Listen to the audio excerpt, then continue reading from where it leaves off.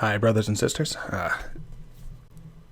Like many of you, I have been working for the company for a long time, and it has been a great relationship with this company. I've done well, and I've served them, and I have served God through serving them to the best of my abilities, and they have rewarded that. I have been given many awards. I've been given awards, and I have performed well, and I've done so for years. With this new, everything that's going on right now, all the different policies that are being put in place. Unfortunately, my company has been joining with a lot of the other companies, especially larger ones, because my company is large. And they have begun putting in place policies that I cannot get behind. I cannot take part in doing. So I have begun, alongside quite a few other brothers and sisters, begun pushing back, doing battle, as it were, with these policies, hoping that my company will see the light, per se, and change their ways. I don't know if they will. Honestly, the various things that I and others are doing may very well end up in us being removed from the company. When we do everything that we've been doing, we have done, knowing this may cost us, if nothing else, we may get in trouble. We may lose the various perks that our company provides. We may very well lose our job because we are not doing what they're saying and we're refusing to comply. We are saying no. Some of us to greater extents than others. Some people are saying, I absolutely won't take a test. Some are saying, well, I'll take a test, but I won't submit my status. Some are saying, well, I'll submit my status, but I won't take the shot. And some are saying, well, I'll take the shot, but I won't submit my status. So different people fighting to different extents. Some of us fighting much further forward on this line, saying, I will engage in the cultural battle and I will engage in the policy battle. Much fewer of us fighting that far forward. Many people consider those hills not worth fighting for. And there are some people that joined us in that fight, but I get off course. This is not about the cultural battle presently. This is about the policy battle. And I wanted to record some of what is happening. So hopefully it can provide some support to those of you who might be working at other companies and you're also trying to push back and you're just not seeing a lot of support from the people around you. There have been brothers in Christ that I thought were going to support me and be doing the same thing who have said, nah, I'm not getting in that. I'm not going to risk my family or my income to fight that battle. I'll just do things until it reaches a certain point and then I'll stop. Well, I think that is ill-informed at best, cowardly at worst. I'm not going to say they are cowards.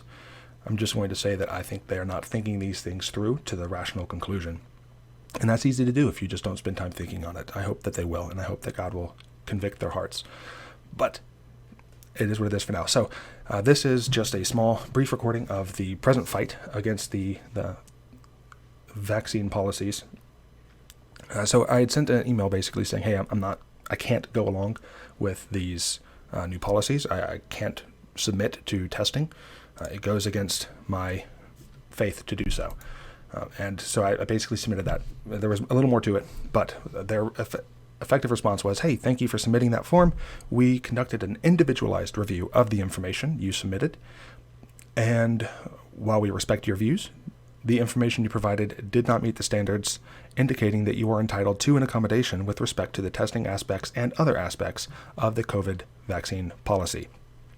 We respect your request to avoid submitting your status, and per a prior communication, everyone that did not submit a status is basically just going to be treated as though they are not vaccinated as part of this program. So that was their response. So I am sending this response back. I did endeavor to avoid saying the name of the company and instead replaced it with you. In my communications, I try to avoid the empirical you or saying that this was you did this to me. But when I read this, I'm going to be saying you so as not to name the company. So I apologize. I wasn't aware that you had provided standards by which my religious convictions and beliefs are to be held to and scrutinized under. Had I known of these standards, I, of course, would have been happy to review them for myself to make sure I wasn't wasting anyone's time.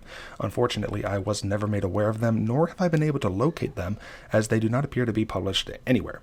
If you are holding us to a standard, but not informing us of and refusing accommodations based on these listed standards, I must believe that you would have these standards available and visible to all.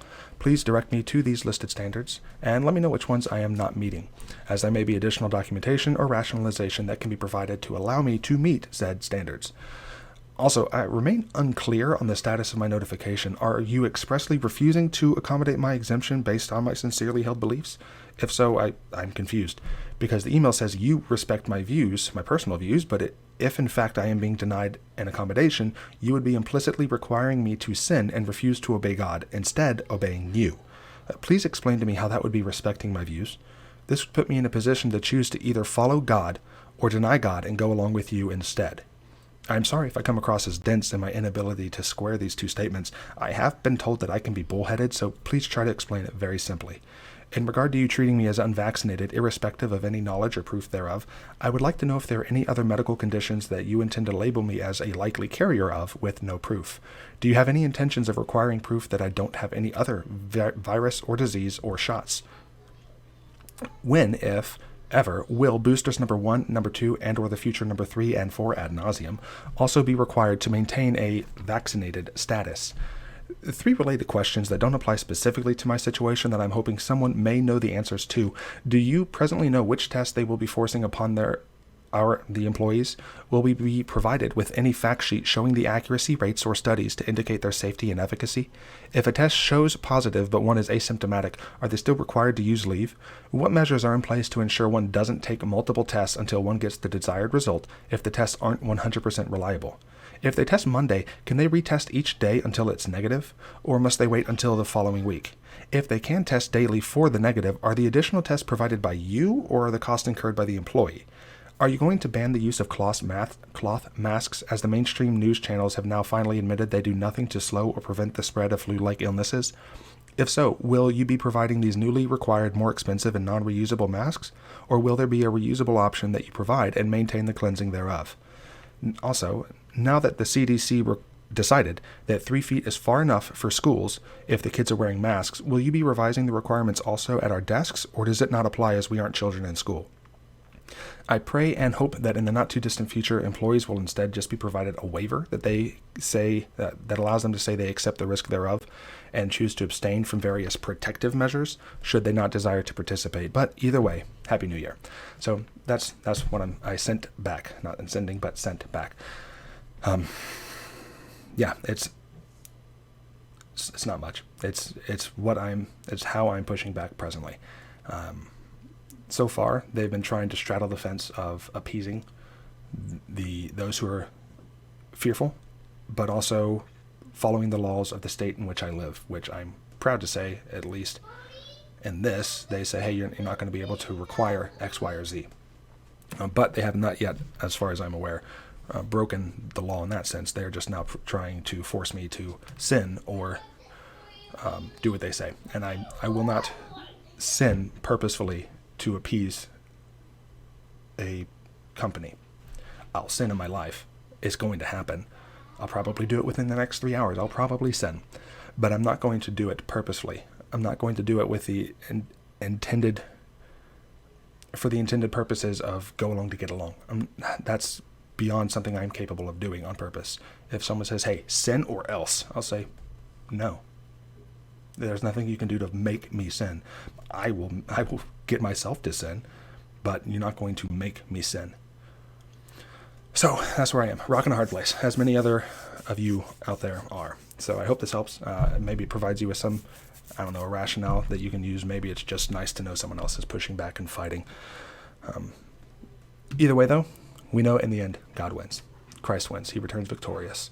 What will that look like? I look forward to finding out, taking part in some way, shape, or form. But until then, brothers and sisters, go out, do that which serves the good, the true, and the beautiful. Seek Christ and make him known. Much love.